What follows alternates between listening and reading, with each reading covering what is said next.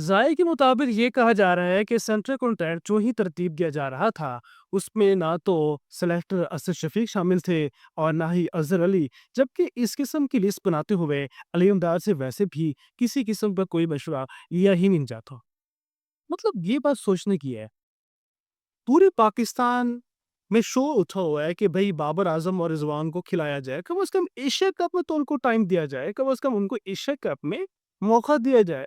एक बड़ा खिलाड़ी, बड़ा सितारा चमकता है बड़े इवेंट्स में। गो कि उसकी जो फ़ॉर्म है वो इस वक़्त बैड चल रही है, बैड पैच आता है। सारा पाकिस्तानी फुरकान पिल्टी नहीं है, सॉलिड तो सही। तनवीर अहमद ठीक कहते हैं कि इस वक़्त प्रेशर है उन पर। तभी तो उन्होंने सेंट्रल कोर्ट में उनका नाम भी हटा दिया। मतलब ए कैटेगरी से उनका नाम मंसूब था, आपने ए कैटेगरी ही खत्म कर दी, उनको डाल दिया बी कैटेगरी में, ए तो आपने वैसे ही हटा दी। डर था ना आपको रिजवान का, बाबर का, तो दोनों का आपको डर था। सही है, प्रेशर था। स्ट्राइक रेट की बात ही नहीं। आप इन तमाम जो दूसरे बच्चे सिलेक्ट हुए हैं, पाकिस्तान की टीम है, हम रिस्पेक्ट करते हैं। लेकिन जो रिजवान और बाबर जिन लोगों ने पाकिस्तान के लिए अच्छी सर्विसेज़ दी हैं, आप उनको एक कैसे हम उनको इग्नोर कर सकते हैं?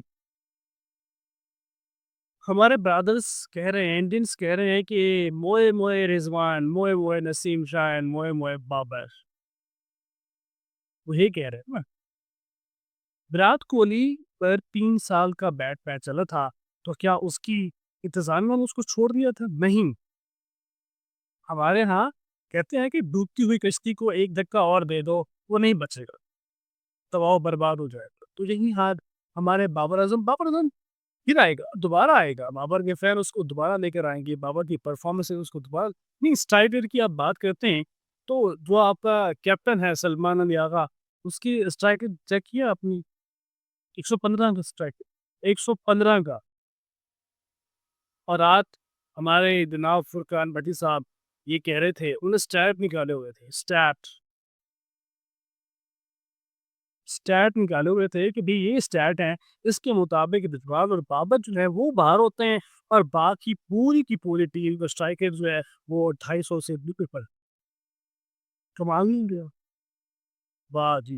वाह जी वाह! वाह जी वाह! बी कैटेगरी से स्टार्ट हुआ है इस दफ़ा और बी, सी, डी, 30 इस दफ़ा प्लेयर्स हैं और जो बी कैटेगरी में हैं उनकी जो सैलरी होती है वो 45 lakh 4.5 million rupees and C category में 2.5 million rupees and D category में 1.5 मिलियन।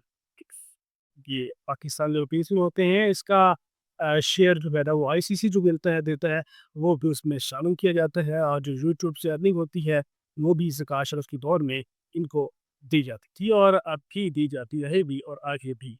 बात ये है कि बाबर आज़म जो हमारे ए कैटेगरी के कम से कम ए कैटेगरी, ए प्लस होती तो हम उसको उसमें डालते।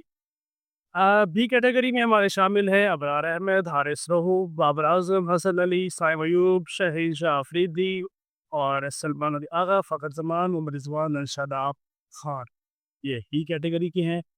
कितनी आप डीमोरलाइज़ कर रहे हैं हमारे कप्तान को, जिसने पाकिस्तानी टीम को सिखाया, जिसने प्लेयर्स बनाए, जिसने साइम अयूब को बनाया।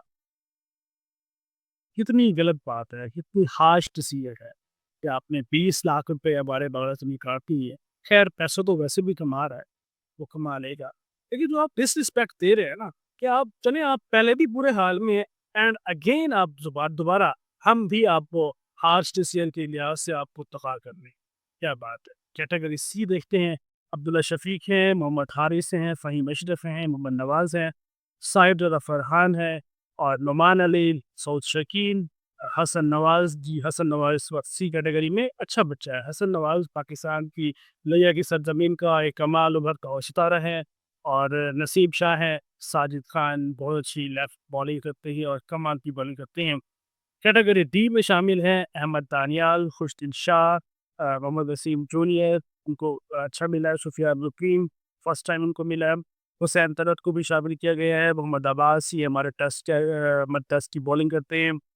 सलमान मिर्ज़ा, सौरभ शहज़ाद एंड मोहम्मद अब्बास अफरीदी एंड शान बस। कुछ नहीं हुआ, बाबर आज़म का कुछ भी नहीं हो सकता। वो दोबारा आएगा लेकिन आप जिस किस्म की प्रेशर में उसको डाल रहे हैं, लेकिन उम्मीद है कि यकीन करते हैं, यकीन है कि इंशाअल्लाह बाबर आज़म दोबारा आएगा और रिज़वान भी दोबारा आएगा। लेकिन बात ये है कि आप उसको उसको नीचे दिखाने के लिए आप एक कैटेगरी ही खत्म कर रहे हैं। कोई बात नहीं, ये आपका प्रेशर है। लेकिन जब उनसे सवाल किया जाएगा, ये माइक हेसन से ज़रा पूछिए कि उसने मैकलम को क्या बनाया है?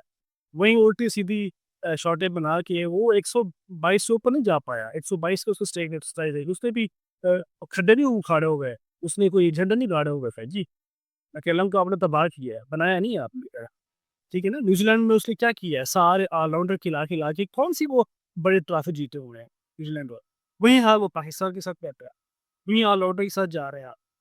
एनीवेज़ बाबर के साथ ज़्यादती हुई है और इसके बारे में आवाज़ उठानी चाहिए, आगे भी उठाएँगे और उठाते रहेंगे। बेस्ट